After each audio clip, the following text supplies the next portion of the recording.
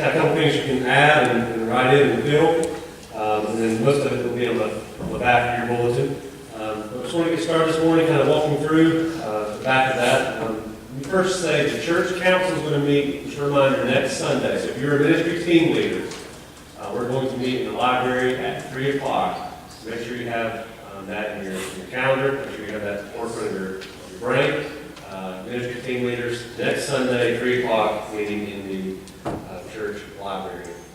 Palm Sunday is rapidly approaching. Easter is rapidly approaching. So we've got three things centered around that very idea. Number one is the Palm Sunday Fellowship. Make sure you make plans to join us. We want to have a good time of fellowship and just enjoy each other's company, enjoy and share a meal together. And you can sign up for that and just kind of get an idea of what you might like to bring, good side item, that sort of thing. And then I want to talk about Easter for just a moment. Number one, continue to pray for an Armstrong Easter offering, how you can give. I mention it quite often that those are big too. Annie Armstrong is one of those two, and it's a wonderful offering. It's a blessing to many. It's very Great Commission oriented. I know that sounds redundant, but it truly does go help send the gospel across the world. So continue to pray for how you can give to the Annie Armstrong Easter offering. Just ask for wisdom and guidance and discernment on how we can give as a church body. And then let me just talk for one moment about Easter. I kind of try to give this reminder. I mentioned it in the highlight. The past few years, really close to a decade, this trend has been happening at Easter. It used to be that Christmas was the most, when I say successful, you know what I mean. It used to be that Christmas was the time in which you got the most visitors. And Christmas was the time in which you had people most willing to visit church, or if you invited someone to come to church, it's the time that they would most likely come with you. That has now been taken by Easter. And so now Easter is really the time that you've got the best, quote, opportunity, if that makes sense, to invite a friend, a neighbor, a loved one, a stranger, and usually they'll be willing to come to Easter. Those people that have given feedback who are unchurched, those who do not belong to a church, non-believers, you name it. A lot of the feedback they give, not just Easter and Christmas, a lot of times they'll be asked in surveys, that sort of thing, what's one reason you've never visited church? And like the highest response is, I've never been invited. Then they'll have a follow-up. If you were invited to church and someone would be willing to go with you, would you go? And they said yes. Great opportunities for us every Sunday to bring people with us. Getting them in the door does not save them, but it does provide them a chance for us to saturate the gospel into their lives and to love them and show them that love. And so I encourage you to invite people to join with us. And then just keep in mind Easter coming up. It'll be here very, very quickly. I will give this reminder pretty much every Sunday until we get there. What a great opportunity for us to preach the gospel and to just penetrate hearts with the truth of the gospel. So continue to pray. And I will encourage you to be thinking specifically about people in your life that you can reach out to. Again, family, friends, co-workers, people that God puts into your path and into your life. Begin praying specifically for those people now and ask how you may reach them through the power of the Holy Spirit. So I just want to give that reminder. I'll continue to give that reminder. Be praying with you and for you. Ask you the same for me as that time approaches. Let's go to the Lord for a moment of prayer.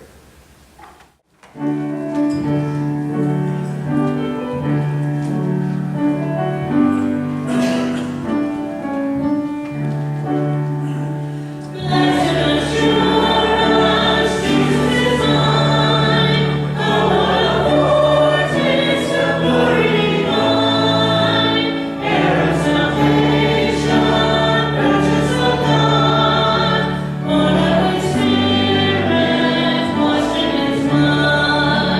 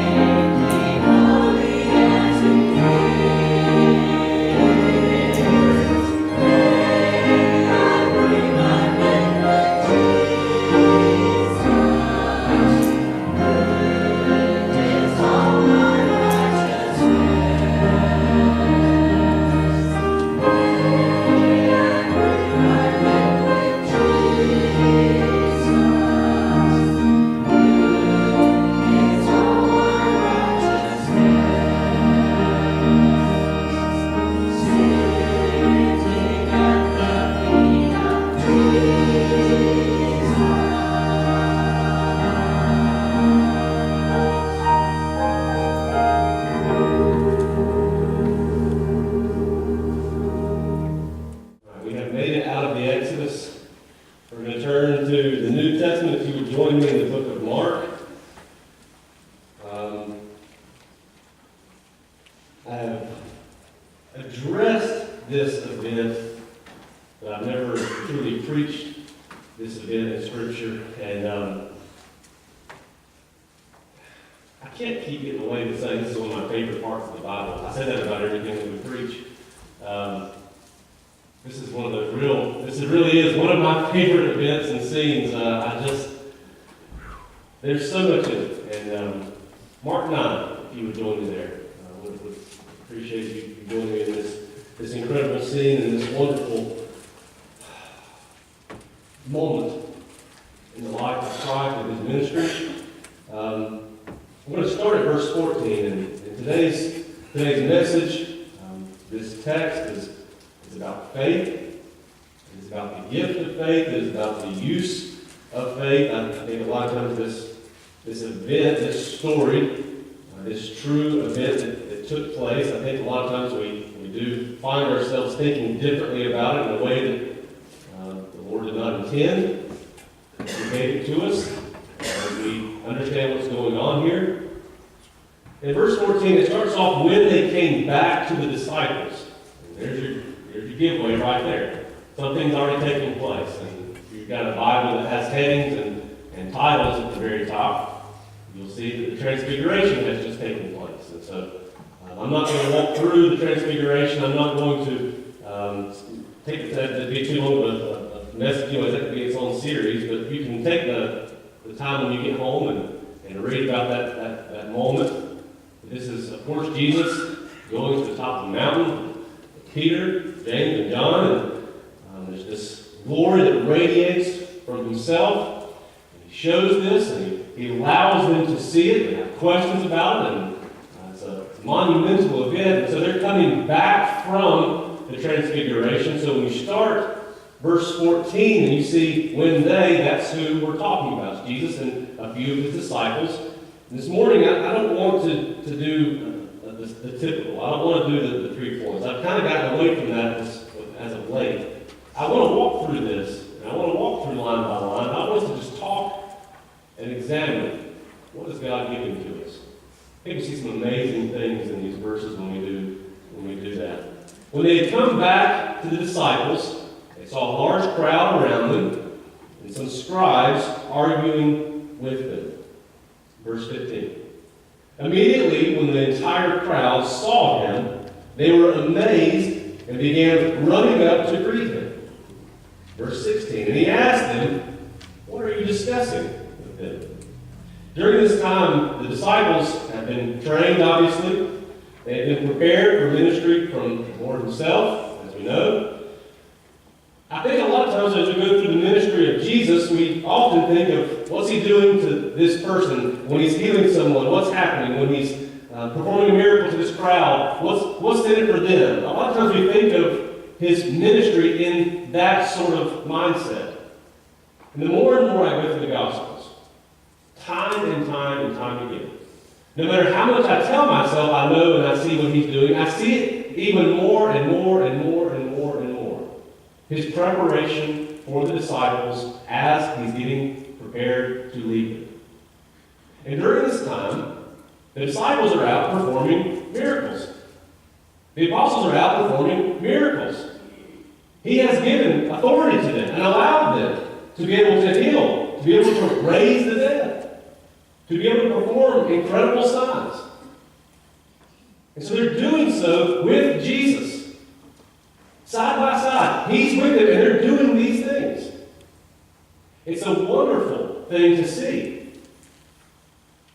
However, in his absence, Jesus goes to the top of the mountain. The Transfiguration is taking place. And what are the disciples doing? They're still trying. They're trying to heal. They're trying to perform works. They're trying to harness that, quote, power that Jesus granted to him. So Jesus Jesus comes up, and the crowds run to him. They know about teacher, rabbi. They know about Jesus, obviously. One of my favorite things to see in Jesus' public ministry is as he's going, what's behind him? It's always a crowd. It was a spectacle everywhere he went. absolute rock star in a different way that we think of.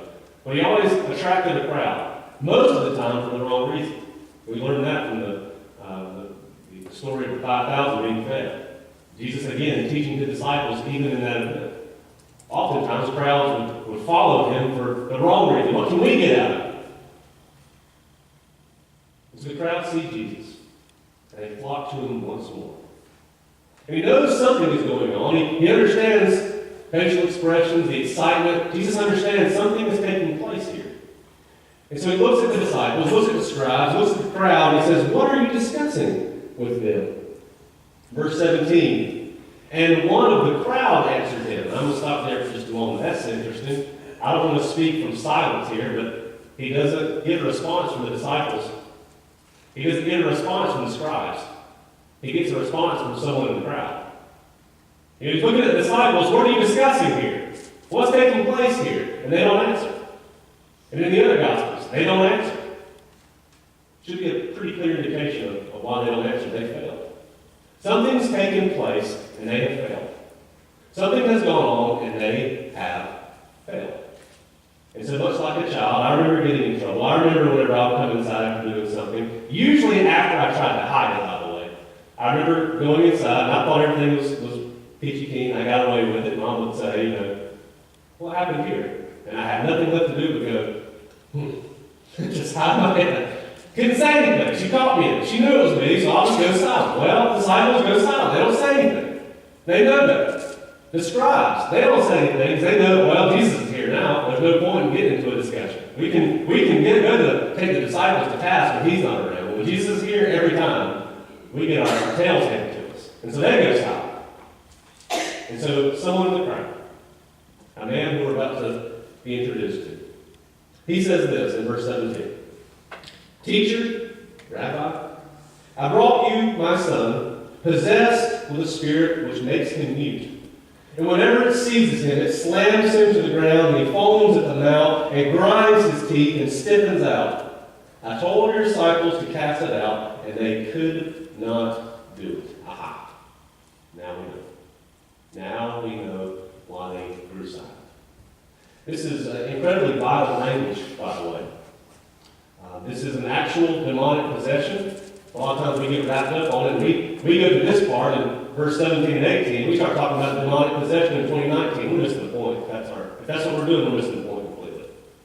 We'll get into all kinds of tangents and talking about, is this stuff still happening? We're missing the point. We're missing the point. This is a thing during this time right now. That's all that matters. In this event, this is taking place. This is an actual demonic possession. And this is violent language.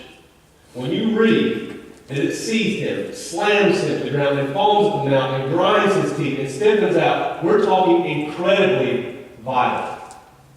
This demonic possession is taking place in this young boy is literally taking his head and smashing it on the ground.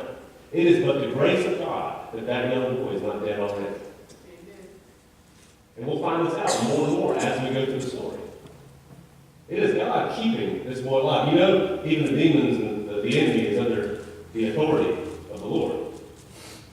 Even he puts a stop to a certain point and says no more. Think about Job. The enemy has to go and get permission. He has to get permission. And by God's grace, he does not allow this to go any further. To the brink, perhaps, but not any further. So he's slamming his head on the ground. He's foaming at the mouth. He's grinding his teeth. Have you ever been in so much pain that you can feel just that layer right there on the edge begin to kind of move a little bit on your teeth? That's incredible pain. I thought I had experienced before. It was not until the appendectomy. It was not until the following day when I had complications with the appendectomy. I had to apologize to the nurses for language. I have never in my life felt that kind of pain. That was the first time I truly felt my teeth begin to make that noise. Because I was in so much pain. Some of you have been there before, physical pain. This young boy is going through this. It's that level of intensity. He was stiffing out, and the disciples could do nothing about it. The disciples could do nothing to help this young boy. And look at the response of Jesus. This would kill me. This would kill us to have this question asked. Look at verse 19. And he answered, Jesus answered and said, "O unbelieving generation, how long shall I be with you? How long shall I put up with you? Bring him to me." Now, a lot of times you will see Jesus addressing Israel. You will see him addressing crowds. And he will say something of, "Oh, you." When you see a sentence begin with "oh," we're talking heaviness. It takes on a whole different meaning. Jesus is looking at his disciples now, and he's saying, "Oh, you faithless generation. You faithless men. How much long suffering must I endure in your presence? How much more do I have to put up with?" And that's a real question. Jesus is not sugarcoating it here. He's asking, how much longer must I suffer leading you? That cuts deep. That cuts so very deep. And that question is what this whole story is about. Faithless. Faithless. That's the theme of Mark 9. We want to talk about demon possession. We want to talk about little things that we find here and there. We want to talk about the transfiguration. Mark 9 is about faith. The entire chapter is wrapped up in the idea of faith. Jesus says, "Bring the boy to me." Verse 20. They brought the boy to him. When he saw him, immediately the Spirit threw him in a convulsion, and falling to the ground, he began rolling around and foaming at the mouth. Jesus lays eyes on this young boy, and even more so than that. Here's the true picture of what's happening. As Jesus approaches this young boy, and he has this father over here who I'm sure is crying his eyes out. And Jesus locks his gaze onto the young boy. He's not only looking at a young child, he's looking at a demon. In a last-ditch effort, as the Holy Son of God approaches, it is the demon's one last shot. And so he starts convulsing even more intensely at the side of our Lord and at the side of our King. It's a last-ditch effort to try to ram this young boy's head into the ground, make him grind his teeth even more, to fall even more at the mouth. His very fingers and hands, the language that's used here, and it says spit them out, was retching. He was straining so hard. I assure you all the veins were showing. He was gripping so tightly and slamming his head into the ground to the point that it appeared he was having seizures. Incredibly scary scene. And so Jesus looks at this young boy, and he sees a young boy's body, and he also sees through the eyes. He sees demonic possession. He sees the demon himself. It's the next question that really haunts me. It breaks me apart. Verse 21.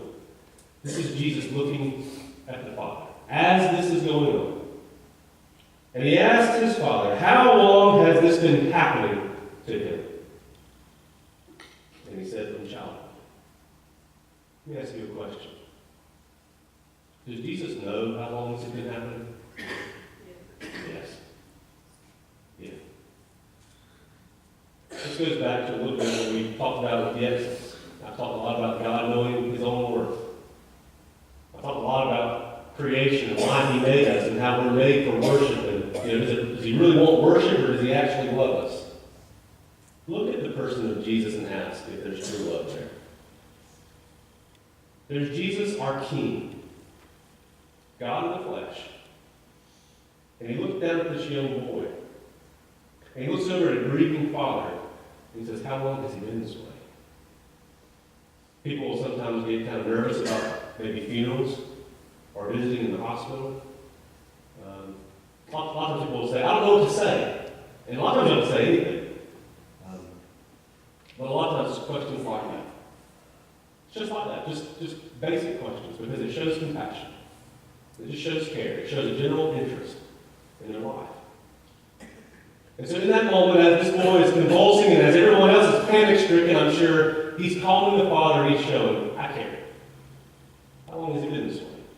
It's just a simple gesture.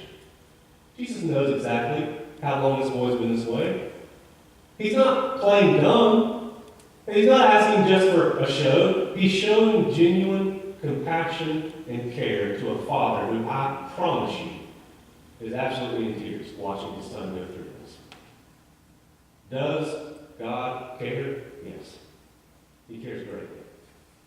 In his miracles and in his self-worth and his understanding of how holy he is and in his understanding and his recognition and acknowledgement of his worship and how he deserves it, in all of that, he still cares and he is still personal.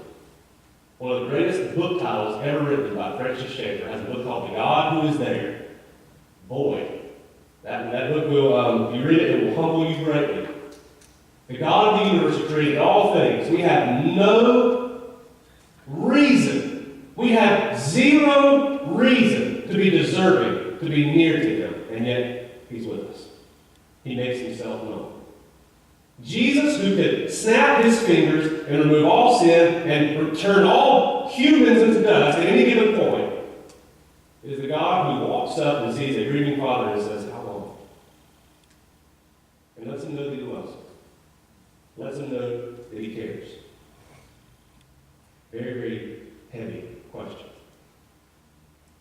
The father continues to answer and takes a moment to explain what's been going on. In verse 22, it says, he has often thrown him both into the fire and into the water to destroy him. But if you can do anything, take pity on us and help us. This is desperation. The word help that we see here is quite literally to run and give aid, and it means to run. To run to someone's aid. His father is asking, if you can do anything, Jesus, provide immediate help. I have nothing else. Your disciples failed. They couldn't do anything. They tried. Nothing. We have no answers. I've been watching my young boy do this since he was a little bitty child. I've seen this constantly, this plaguing with this demon. And you see what it's doing to him. Physically harming him. Mentally scarring him. I assure you that boy has brain damage by now. It's been happening for years. If there's anything you can do, run to my aid. Run to his help. Jesus looks at the young boy again, looks at the father. It's slightly a rebuke, but again, strong language. Verse 23, Jesus said to him, if you can. You know that kind of question, with that type of inflection. What do you mean, if? The question is not if. The question is will. At least it should be. Jesus said to him, if you can, all things are possible to him who believes. You've heard me rant often. I've gotten on this rant many times. I will make a short and condensed version. We will take verses like that, and you'll hear it in the world. It's very similar to I can do all things through Christ who strengthens me. Yes, it's true, when kept in the proper context. I know one thing makes it, quote, untrue. You know what I mean by that, and I've always used this as a great example. You cannot sin through Christ who gives you strength. Keep things in context. Does it mean, if you read that verse, all things for those who believe means that you can automatically fly? Of course not. That's not the point. Jesus is teaching us something about faith. He's teaching us something about what it means to believe. It doesn't mean you just get whatever you want. Material things. No, that's not how this works. This is why we have a problem with the prosperity gospel in the world. This is why we have a problem with people putting God to the test. God, if you just give me that A on that test that I need, I'll be a better Christian next week. I went through that in school. I remember those days. This is why we have such a major problem in the world with these things. It's not what it means. God will give you the desires of your heart. The problem is, it's not a worldly heart. Jesus and the Word is speaking to us when our will is aligned with God's will. We want the same things that He desires. We want the things that He wants. It's not about us. Do you think for one moment Jesus doesn't want to see this boy healed? He cares.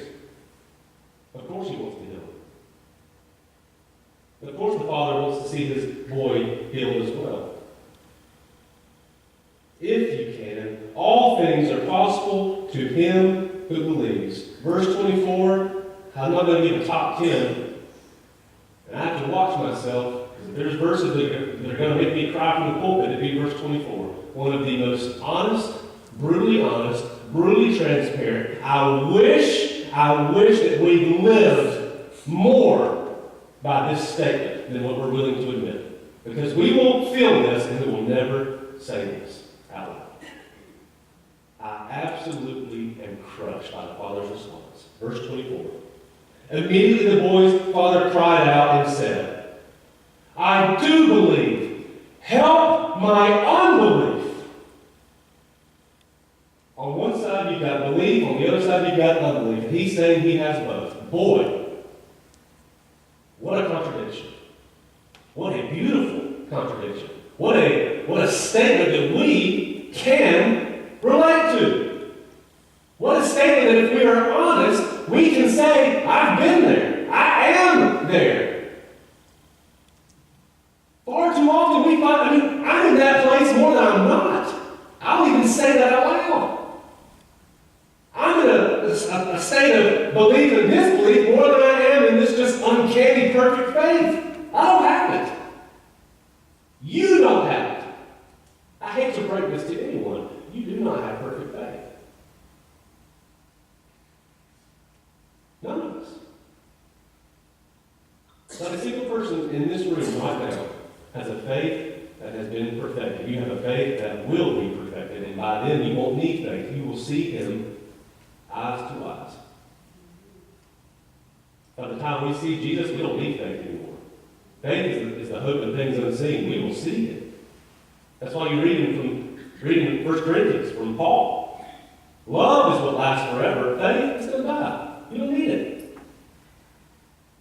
One day all things will be perfected, and love will be the thing that lasts forever. Hope, you'll see it. Faith, you'll see it. Love, it will always be there. It will always last. I do believe, help my unbelief. Verse 25, when Jesus saw that a crowd was rapidly gathering, he rebuked the unclean spirit, saying to it, you deaf and mute spirit, I command you, come out of him, and do not enter him again. After crying out and throwing him into terrible convulsions, it came out, and the boy became so much like a corpse that most of them said, he is dead. But Jesus took him by the hand and raised him, and he got up.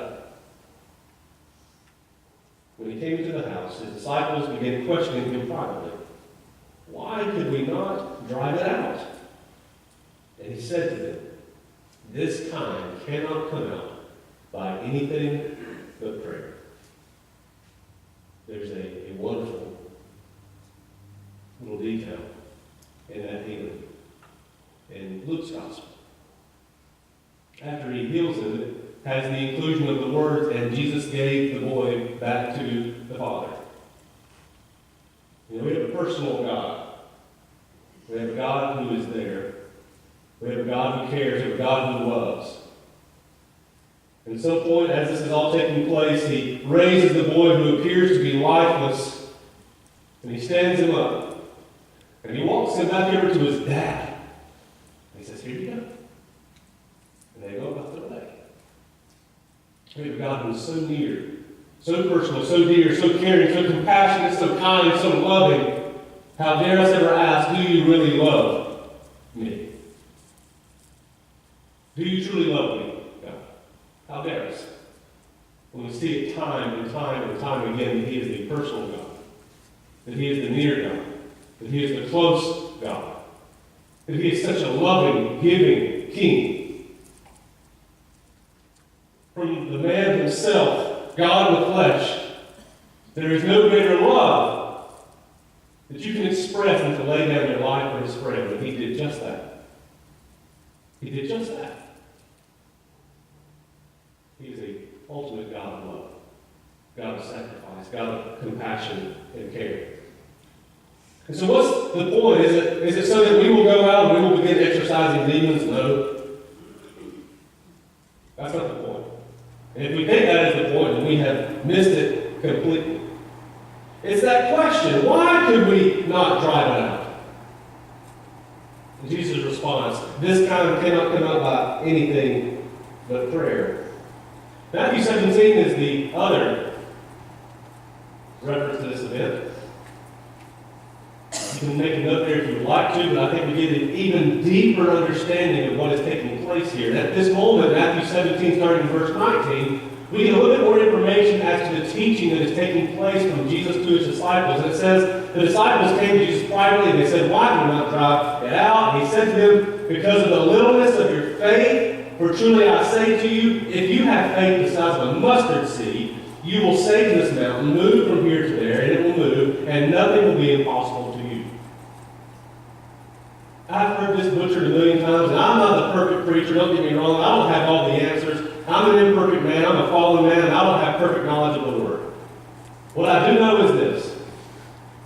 This whole idea of the faith the size of a mustard seed, I've heard it given metaphorically so many times. I've heard it preached that says, all you need is faith that is this size. And so what it really means is you already have faith that's like this size. All it takes is that little bit. You're so empty of faith, you have nothing. So if you can just get to that point, that's all you need. That's no. No, not at all. That's not at all what's going on here. It's not saying you have zero. It's not saying that there's none. The point is not about the amount of faith. We see that exemplified in a common grace given to this father with a young boy who's got a demon possession. I believe. Help my unbelief. I have faith. I need you to help my lack of faith. And yet Jesus works in that, does he not? The point is not me to look at you in the eyes and say, now how much faith do you have? Does anybody have a faith meter? You can get like a little numerical system where you can measure that. What's y'all's numbers at? What's your faith reading at? Anybody got a number they got? You're at a full scale 10 this morning? Maybe tomorrow you're going to be at 5 or 4. Faith doesn't work that way. That's not how we understand faith. I don't have a faith reading. Thank goodness. I'd probably be embarrassed most days to see what it is. The point here, listen to me. The point is not the amount of faith. The point of Mark 9 is the object of your faith. Your lack of faith is nothing compared to a little tiny bit of faith in the most powerful object, person, God in the world. The only God in the world. It's not about how little or how much faith you have. It's about where is that faith placed.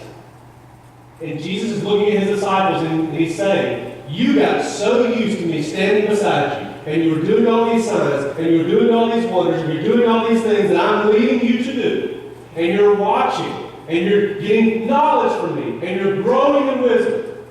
And all the while, I'm your training wheels. I'm there with you, guiding you along. I go up to the mountain for just a little while. I leave you by yourself, and you've got nothing. Because why?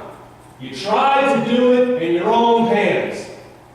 You took your faith out of me, and you placed it in your human hands.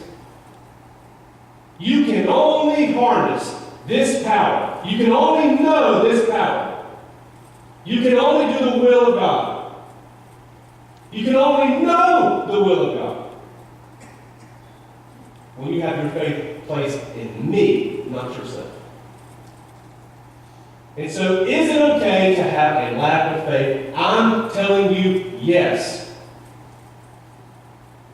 I don't mean zero where there's no faith at all. I'm talking about those days you have where you say, I just don't feel it. Good. God works in that. Constantly. You have testimony in which you can say, at the moment that I least expected it, when I was down and beaten, downtrodden, God moved. Each of you have some story you can throw out there. Do you know that I was at my one of my most depressed, one of my most, God, I don't know why you even called me to the ministry, no one's ever going to call. About that time Jimmy Brown called me. Okay? I had no idea, didn't expect it. I'd given up almost. But even in that windy faith, you're doing something, whatever it is, I'm just going to roll with you, God. That was my mindset. He still moves. We can take this to Orrville Baptist Church if we would like. Fears, doubts, where are you, Lord? Are we going to grow? Are we going to see things happen? You can take this anywhere you want. I see a God who tells us that nothing is impossible. To him who believes. This is about faith in action. It's about a life of faith and acting out on that faith. Faith is, or I should say lack of faith, it's not about having nothing. That just means when faith seems depleted. When it seems to be missing. When it seems to be gone. You can be, quote, low. That's the tough terminology to use, but you can be, quote, low on faith. The most important thing about faith is where it is placed. What is the object of our faith? Not how faithful do I feel today. It goes with any other thing in thinking about our relationship to God. I'm very, very glad my salvation is not dependent upon me. We often think of, and I thought of salvation like this in my youth. That I've got to try, that I've got to hang on to Him. And again, salvation is not dependent on how tight I can hold on to God. Salvation is dependent on His firm, fixed grasp on us, and He's not letting go. It's not about our ability. It's wholly, solely on Him and who He is. Don't compare your small faith to a mustard seed. God is saying, God in the flesh, our King is telling us, that's all it takes. That's it. Don't say, well, I have zero and I got to get up to a mustard seed. No. It's just this. What do you think? A mountain will move from that. Trees will uproot themselves. Amazing signs and wonders happen from this little tiny speck of faith. Young men are healed and freed of demonic possession. And that comes from an event where the lips of this man utters, help my unbelief. I'm not your greatest cheerleader. I never pretended to be. I'm simply telling you this morning, if you are going through a time in which you are wondering and you are hurting and you are doubting and you are fearful, I'm not going to sit here and say, well, don't fear and don't doubt and don't have questions. You might waste some energy doing those things. I will say that. But if there's anything I want you to know this morning, if there's anything I want you to remember as you leave this morning, is to take those times, take those moments, take that, maybe even season. I feel like, I'll be honest, look, I'm in a season of good times. But not once have I ever said, done. He said, I'm going to trust Him during this time. I'm going to have faith during this time. When I don't understand, when I'm not so sure, I'm still going to have faith. That's what we're called to be as Christians. That's the way most of our daily life feels. Most of our walk feels this way.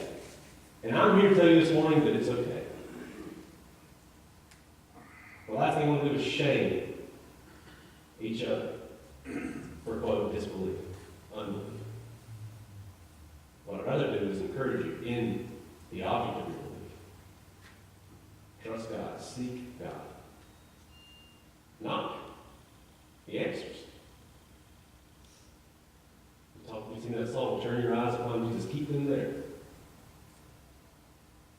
Allow Him to be the object of our faith in all things. Let's close. You may be seated. Poignant words for us to end singing there, and along with our message this morning. 1 Corinthians 11 tells us as we begin to prepare our hearts for communion, therefore whoever eats the bread and drinks the cup of the Lord in an unworthy manner shall be guilty of the body and the blood of the Lord. A man must examine himself, and in so doing, he is to eat of the bread and drink of the cup. For he who eats and drinks judgment to himself, if he does not judge the body rightly. I will always encourage you to take this time as the bread and the juice is passed along to you. Take this time to pray. Take this time to examine. I call it a heart diagnostic.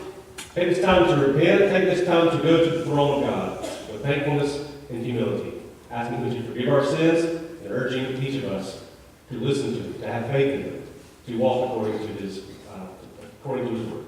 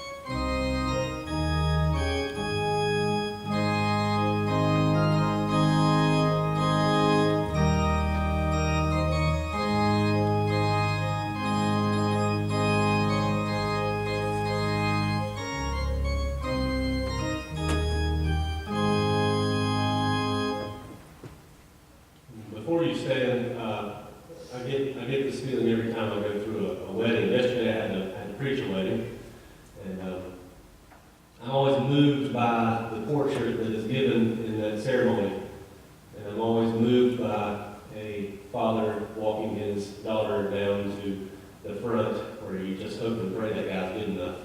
And I say that playfully, but there's a portrait there that we are reminded of, and we see it in the book of Revelation. Every time I see a wedding ceremony take place, I think of that book, and I think of that portrait, and I think of the prize for that groom. I'm reminding you all this morning, and I don't bring up this portrait without reason. I bring it up at this point as we go through the Lord's Supper. We are presented in the Scriptures as the prize for Jesus at the end. We are giving to Him. We were bought. We were paid for. And at the end of all of this, the bride is presented to the groom. As He is the great overcomer. He is the sustainer. He is the one who, quote, earned that bride. And so I ask you, as you prepare for the Lord's Supper, do you know the cost of your salvation? Do you know what it was that purchased you? Do you know what the Lamb did for you? Because the portrait is also evident up here right now. This body, this blood, it was sacrificed and given for this church, for the church. Bought, paid for, redeemed. And one day, as we talk about that time where faith will no longer be needed, where we will see Him face to face, we will be ushered down the aisle to Him and presented to Him spotless and blameless, all because of His work. If you would stand with me as we take part in communion. Those who are able. We read from 1 Corinthians 11 as well, starting in verse 23. The Lord Jesus, in the night in which He was betrayed, took bread. When He had given thanks, He broke it, and He said, "This is my body, which is for you. Do this in remembrance of me."